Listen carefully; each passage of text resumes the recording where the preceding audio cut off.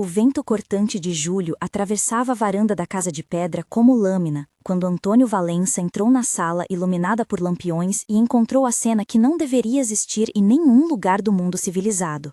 Sua esposa estirada no chão junto à mesa da ceia, o rosto marcado por pânico, as roupas amassadas e as mãos de um homem estranho sobre o seu corpo em ato de violência. Antônio gritou, e o som saiu seco, um animal ferido que recusa a morte, enquanto os presentes recuavam como se o ar tivesse virado fogo. Ano de 1872, município do Rio de Janeiro, fazenda Boa Esperança, longe das polícias que demoram e próximas demais às leis que protegem a honra de quem tem dinheiro. Antônio Valença, rendido ao trabalho na roça desde menino, e o coronel Evaristo de Almeida, senhor que acumulou terras e impunidade. A ordem parecia quebrada para sempre. Agora vai pagar, murmurou Antônio para si mesmo como se repetisse um salmo de vingança. O cheiro forte de rapé vindo da garganta do coronel misturava-se ao odor de pão queimado da cozinha e ao metal seco do suor. Foi um detalhe que Antônio guardou como prova de que estivera ali quando precisava. O que você verá a seguir mudaria para sempre quem mandava e quem obedecia naquela região. Agora você vai ver como é, coronel, disse Antônio com a voz baixa e firme antes que a raiva lhe tomasse por inteiro. 3 dias antes, Maria das Dores tinha lavado a toalha de renda que a sinhá usava apenas nas festas e recebera uma reprimenda que descambasse em desastre. Aquele primeiro instante foi simultaneamente clamor e silêncio. Havia diálogo, mas cada fala soava como faca. Coronel Evaristo ergueu a mão, olhos frios, e disse que aquilo era coisa que se punia em público. A sinhá Helena de Almeida, acomodada numa matadeira, desviou o olhar como quem não quer sujar as mãos. O capataz Lourenço tentou justificar a presença do homem que cometia a violência e falou com voz trêmula, e Antônio o encarou como se cada sílaba fosse pontada. Maria gemeu, não por erotismo, mas por dor e vergonha, e Antônio ouviu a sua própria respiração rasgar. As palavras que se seguiram foram marcações de terreno moral, acusação, negação, impotência e promessa. O capataz disse que obedecia ao coronel, o coronel disse que havia ordem, a sinhá declarou que era um caso de disciplina. Antônio disse que aquilo era crime, que iria contar, que faria justiça. E o coro de olhares dos trabalhadores que assistiam às margens, entre eles Ana, Luiz, Dona Ceci e Estevão, trouxe a medida da humilhação coletiva. A ceia que deveria celebrar opulência virou tribunal improvisado. Em plena noite, a voz de Antônio cortou o salão. Agora vai pagar. A frase caiu como sentença, ecoou pelos corredores de tábuas e mucitou nas paredes encardidas da senzala. Antônio Valença nasceu em aldeia de pequenos agricultores, filho de pai lavrador e mãe benzedeira, aprendeu cedo o gosto do trabalho e a linguagem das rezas. Ainda jovem, fora para a cidade, aprender a ler e a escrever num tempo em que poucas mãos tinham tal privilégio. Mas voltou para cuidar da esposa e dos terrenos que herdara vagamente, sem saber que a esperteza do mundo viria a custar caro. Teve com Maria das Dores um casamento de afeição em que aprendiam a dividir migalhas e esperanças. Ela conhecedora de ervas e cantigas, ele firme com a enxada e com um senso de justiça herdado da mãe. Ao longo dos anos, Antônio acumulou pequenos gestos de proteção, um remédio dado a um vizinho, uma briga evitada para não expor a família, uma ajuda a um forro de terra quando a enchente chegou. Tinha nas mãos força de lavrador e nas costas a memória de humilhações sofridas pelos companheiros. Não fora sempre homem de raiva, aprendera a medir a palavra porque sabia que a palavra podia arruinar o pão da família. Quando a esposa foi atacada, ele viu que a medida do seu silêncio estourara. Era homem de honra e amor, e por isso se tornaria também instrumento da vingança. A sua história trazia marcas de resistência, um tio que fugira para Quilombo nos tempos em que a memória ainda sussurrava nomes proibidos, uma mãe que rezava para proteger filhos, um amigo que perdera a filha para a febre por falta de remédio. Esses fios compunham-lhe um caráter firme, uma força que agora incendiava. O coronel Evaristo de Almeida nascera em família de proprietários, sangue que se sentia dono de homens e terras, educado para comandar, usar a lei quando útil e contornar a lei quando inconveniente. Alçara-se por casamentos estratégicos e por economias de poder, substituindo o suor por contratos e favores. Era homem de pouca paciência com os que considerava inferiores e cultivava a convicção de que a autoridade se impunha com exemplo de severidade. Herdara da mãe a obsessão pela aparência e dos administrativos a habilidade de dobrar juízes com um convite. Vivera envolto em porcelanas, toalhas de renda belga, piano numa sala de visitas que nunca havia tocado e um mangueiro que simbolizava a propriedade. Na fazenda Boa Esperança, cuidara para que os nomes de seus antepassados ressoassem nas folhas de pagamento e nas sentenças dos homens. Tinha capatazes como Estevão e Lourenço que agiam como extensão de sua vontade. A sua ascensão fora regada de vinganças pequenas e calculadas, e assim criou uma reputação que assustava e amedrontava. Em seus gestos havia sempre uma economia do poder. Humilhar era encenar, ferir era lembrar aos outros de seu lugar. Era convicto de que ordem social se mantinha com mãos fortes. Apesar disso, havia fragilidade camuflada, medo de escândalo, receio de perder prestígio e, acima de tudo, a necessidade de ser absoluto. Em 600 anos de família, a ele coubera a administração do que julgava a tradição. A sua história mostrava por que se tornara a crueldade institucionalizada. Na manhã anterior ao crime, pequenas tensões haviam crescido até virar tempestade. Maria das Dores, que apagava sabores do dia com rezas e panos, derramara café sobre uma toalha de renda que a sinhá usava como troféu de status. O incidente foi minúsculo, um acidente, mas a reação da sinhá foi desproporcional e pública. Uma humilhação que virou espetáculo para senhores e feitores. A sinhá rasgou a voz e ordenou castigo. O coronel sorriu com frieza e mandou que a disciplina fosse feita na senzala. O capataz Lourenço, homem de rosto curtido, cumprira ordens. A narrativa que se segue tem sua raiz nessa pequena injustiça. A prisão de Maria na noite seguinte fora acompanhada de insultos que remontavam a toda uma vida de subserviência, e a lei que deveria proteger foi substituída pela costumeira justiça da Casa Grande. Antônio soube do episódio e obteve permissão, mais tarde demais, para entrar na casa e ver o que jamais imaginara presenciar. Ele viu a consequência daquela pequena afronta virar violação. Essa descrição não busca detalhes cruentos, busca a sombra que a violência lança sobre pessoas vivas. A verdade política do momento era que quem tinha poder podia transformar um derramamento de café em sentença de desonra. A indignação de Antônio brotou ali e cultivou o terreno da vingança. Pouco depois da descoberta, alguns diálogos desenrolaram-se com pressa e intensidade, cada fala medindo coragem e medo, cada palavra uma pedra lançada contra a casa do poder. Antônio falou primeiro, voz estilhaçada. Coronel Evaristo replicou com superioridade. A sinhá comentou que disciplina é condição para a ordem. O capataz tentou justificar. Dona Ceci, velha benzedeira da comunidade, implorou por misericórdia. Estevão, que sempre teve os olhos como facas, cruzou os braços. Ana, escrava mais velha, murmurou conselhos que ninguém ouviu. Padre Joaquim bateu a mão na mesa e pediu calma. O delegado Silva, que havia sido chamado, explicou que sem prova nada se poderia fazer. Cada interveniente trouxe um fragmento de verdade e medo. Antônio disse que levaria o caso a público. O coronel riu e disse que a fama do homem valia mais que a palavra de uma lavadeira. Antônio prometeu vingança e repetiu como mantra: agora vai pagar. Achou que eu ia esquecer? O coro das vozes trouxe à cena a mais alta tensão. Essas falas não eram apenas diálogo, eram confrontos públicos marcando o começo de um conflito que ninguém poderia pacificar com dinheiro. O leitor que acompanha entenderá que a palavra vingança repetida servia de refrão e de promessa. Pare um instante e diga nos comentários o que mais te tocou até agora. Foi a coragem de quem sofreu em silêncio? Foi a frieza dos que comandavam? Ou o simples fato de que uma pequena humilhação pode estourar em tragédia? Escreva sua reação sincera e comece sua resposta com "O que mais me marcou foi" para que possamos juntar uma conversa com vozes claras. Ler suas respostas ajuda a gente a entender o que mais ressoa e, quem sabe, escolher outras histórias parecidas para contar.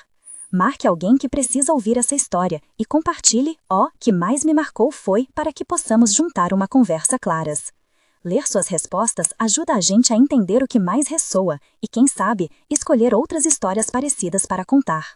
Marque alguém que precisa ouvir essa história e compartilhe "O que mais me marcou foi" para manter viva a memória daqueles que foram silenciados. Sua voz também faz parte dessa memória coletiva. Agora voltemos aos 3 dias que mudaram tudo. Depois do juramento de Antônio, a transformação do luto em plano começou a desenrolar-se com meticulosidade. Antônio reuniu pessoas de confiança na senzala e na casa do capataz. Falou com Luiz e Ana, com Dona Cici e com Estevão. Convocou o velho amigo Joaquim do quilombo vizinho que conhecia rotas e atalhos. Havia uma necessidade de aliar quem conhecia a terra com quem conhecia a noite. Os diálogos dessa preparação foram longos, tensos e cheios de tentativa e erro. Antônio perguntava, planejava, punha condições. Dona Cici trazia rezas e ervas. Joaquim sugeria caminhos por entre as moendas, Ana cuidaria de distrair um dos vigias, Estevão aceitou a missão de conversar com o feitor para enrolá-lo. Houve negociações com o jovem Pedro, que trabalhava na cocheira e poderia abaixar a luz no momento certo. Cada fala foi testada, cada passo medido. O plano incluía a manipulação das rotinas, a ceia às 8, o canto de um sermão falso no quarto do piano para atrair o coronel, a luz que se apagaria na casa grande, a escada que rangia e que serviria de álibi para os hóspedes. Em diálogo extenso com quem topava, Antônio repetia que nada seria inglorioso, que a intenção não era humilhar gratuitamente, mas instaurar justiça onde a lei havia sido velada. Estávamos diante de conversas que misturavam medo, coragem e cálculos. No centro, a pergunta de Antônio era sempre: conseguiremos fazer justiça sem nos tornar aquilo que tanto repudiamos? Os dias que antecederam a execução foram impregnados de sensações. O cheiro do café pela manhã lembrava o acidente que desencadeara tudo. A noite estava úmida, o som das moendas como batidas de um coração que não para. As mãos de Antônio tremiam às vezes, não de medo apenas, mas de expectativa temperada de dor. O capataz Lourenço foi persuadido por métodos que envolviam antigos favores e promessas de perdão coletivo. Havia entre os envolvidos os nomes de João do Curral, Rosa da Lavoura, Padre Joaquim e o delegado Silva, pessoas que dariam versões diferentes depois. A manutenção de rotina foi o elemento essencial. Cada detalhe cuidadoso permitiu que a casa grande ficasse vulnerável sem que os senhores suspeitassem. As descrições sensoriais desse período foram muitas. A textura áspera das cordas que seriam usadas para amarrar, o ressoar da vela na louça, o som de sapatos de couro no assoalho, o gosto metálico de saliva quando se segurava a raiva. Havia também um cuidado em não ser brutal sem causa, uma tentativa de que a vingança passasse por um tribunal moral e simbólico, não mera crueldade. Essas horas foram preenchidas por diálogos em que os participantes se repetiam motivos e medos e se prometiam silêncio absoluto. Ao mesmo tempo, vocábulos como chibata e canga ressoavam como lembranças de um passado que ainda pesava. A noite da execução desenrolou-se com teatralidade trágica. Antônio, seus aliados entraram como quem resolve pagar uma dívida que a lei não liquidara. A sequência do plano teve diálogos precisos no momento da entrada. Antônio sussurrou ordens, Dona Cici murmurou rezas, Joaquim indicou onde o piso era mais fino, Ana fez sinais combinados, Estevão criou uma confusão no corredor para dispersar o pessoal da cozinha. As falas nesse clímax foram intensas, com cerca de 12 trocas entre os protagonistas principais, cada uma marcando uma ação. Coronel Evaristo foi acordado por um barulho e sentou-se atônito, perguntando o que fazia aquele tumulto em sua casa. Antônio respondeu dizendo que vinha cobrar uma conta antiga. O coronel perguntou quem era ele para falar assim. Antônio disse que era um homem que havia amado e que viera buscar justiça onde a justiça havia arreganhado os olhos. Assim, num misto de horror e raiva, soltou uma palavra que foi ao mesmo tempo ameaça e desespero. O capataz tentou intervir. O padre clama por clemência. As vozes se cruzavam e, no silêncio que se seguiu, o espaço de poder da casa grande começou a ruir. As imagens sensoriais desse momento foram intensas, sem cair no gráfico. O som adafado de um relógio, o brilho do lampião refletindo em porcelanas, o cheiro de cera, o toque frio das cordas amarrando as mãos que haviam sido usadas para humilhar. A violência foi aplicada com método e cada segundo foi sentido como uma punição simbólica, não como jubilação sanguinária. O coro de gritos, depois, deu lugar a um silêncio pesado que assomou como sentença. O momento em que Antônio encarou o coronel teve uma troca longa e decisiva. Coronel Evaristo perguntou se Antônio pretendia matá-lo. Antônio respondeu que a morte não satisfaria a dor, que queria sim arrancar a base da impunidade, expor a vergonha e garantir que nenhum outro homem ousasse usar a sua casa como tribunal privado. Coronel riu com desdém e pediu que lhe poupassem o ridículo. Antônio, com voz que não tremia, repetiu agora vai pagar e acrescentou que a honra vendida deveria ser paga com juros. A essa troca seguiram outras, onde o coro de testemunhas da senzala, compostos por Luiz, Ana, Rosa, Pedro e João do Curral, falou com firmeza. Não houve glamour no ato, houve fúria contida convertida em ação calculada. A exposição do poder do coronel incluiu a destruição simbólica dos objetos de prestígio, uma louça quebrada, uma toalha queimada, o piano silenciado pela retirada de suas teclas. Não se tratou apenas de violência física, mas de devolução de dignidade, uma inversão de papéis que feria tanto o corpo quanto a reputação. Em troca verbal final, o coronel suplicou por clemência, ofereceu terras e dinheiro, tentou acordos. Antônio negou.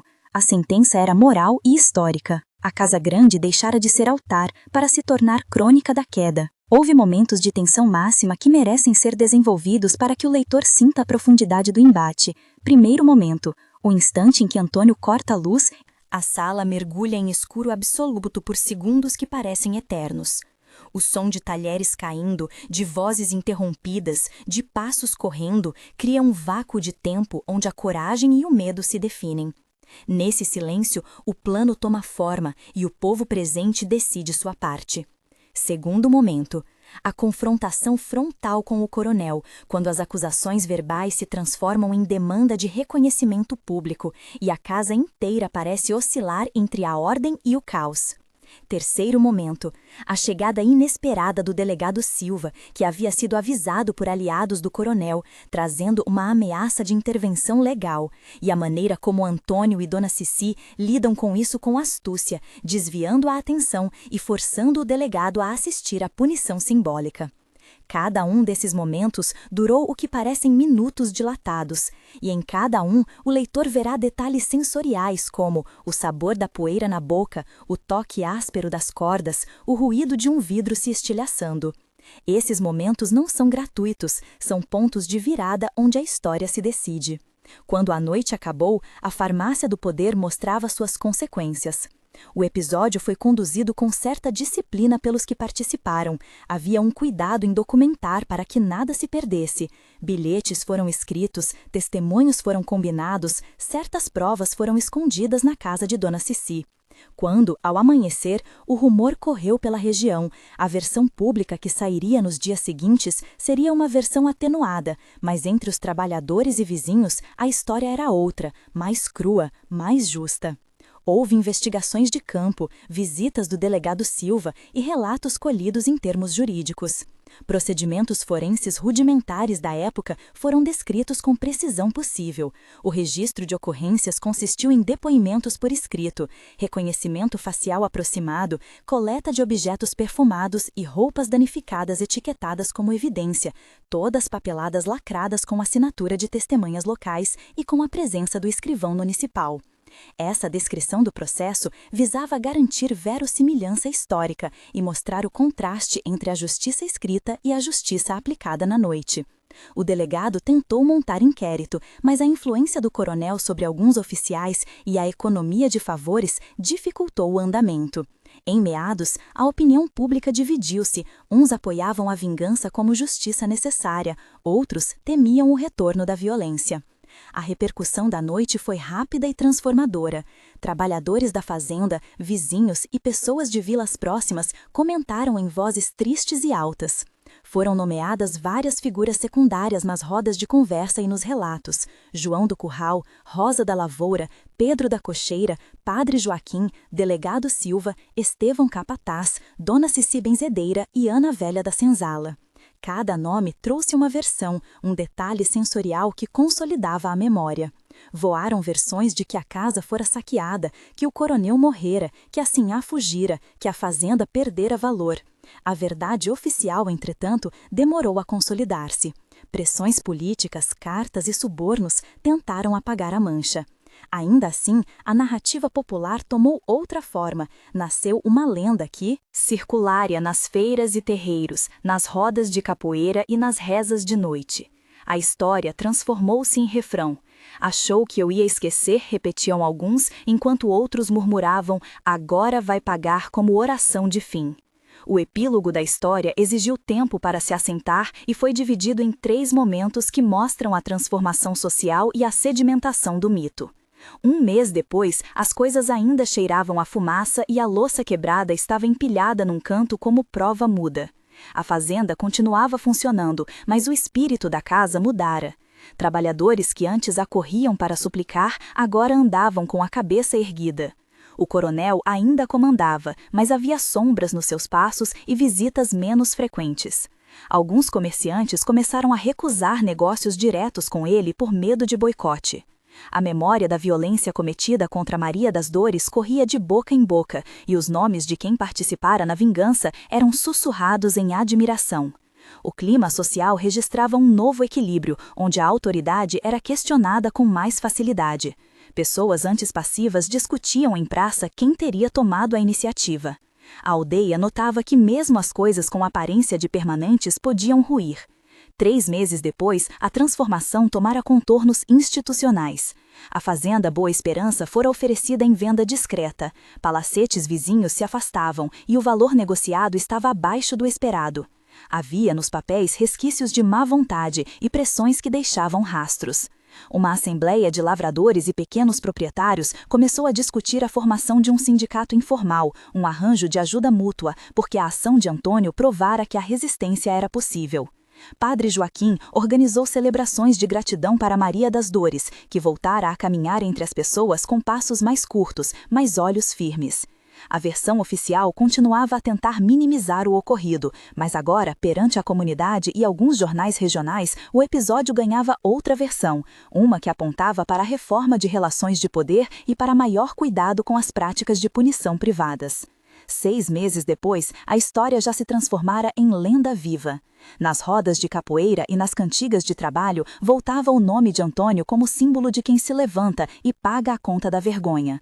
A fazenda foi vendida a um negociante, que tentaria apagar lembranças com reformas, mas a mangueira antiga que servira de testemunha da traição continuou existindo, com quase metade de seu tronco ainda marcado por cortes de machado, e jovens contavam histórias em volta dela como quem recita uma escritura de liberdade. Mulheres começaram a se reunir em noite para trocar proteção e conselhos, e pequenas comissões surgiram para evitar que novos abusos ocorressem. Havia ainda dor, e a lenda não apagava a perda. Maria das Dores continuava a carregar cicatrizes que ninguém mais olhava por curiosidade, mas por respeito. A transformação social foi real e custosa. A Casa Grande continuou de pé, mas com menos autoridade absoluta. Nas memórias locais, a frase "agora vai pagar" virou sinal de advertência e promessa de que, mesmo onde a lei falha, a comunidade pode fazer-se ouvir. A construção do mito não tornou inocente a violência que antecedera a vingança. Alguns participantes passaram a comparar os atos e discutir limites éticos. O debate entre justiça e vingança percorreu praças e terreiros.